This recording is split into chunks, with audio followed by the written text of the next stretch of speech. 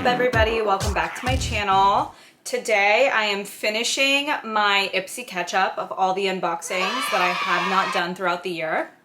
So today in this video I wanted to unbox the IPSY Trailblazer mystery set. Actually, I don't think this is a mystery set because they kind of tell you what products are in it, but this was like a little extra bag that I did order all the way back in, I think, April of 2025.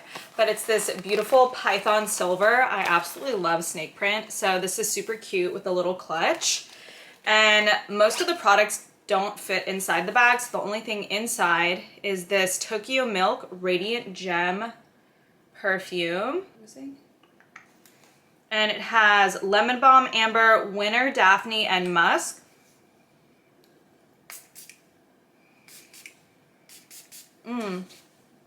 That smells, it smells really good.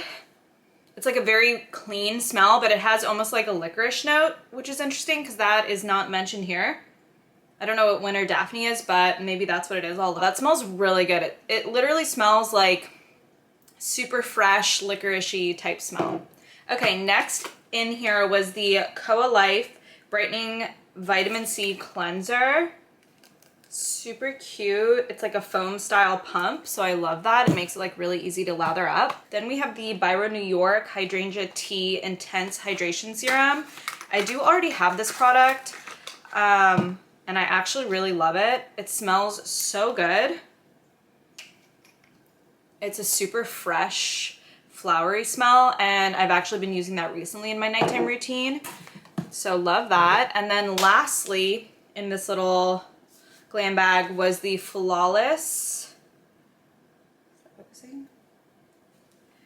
5 Butter Miracle Mask, and I actually have been using this already. As you can see, I've used quite a bit of it.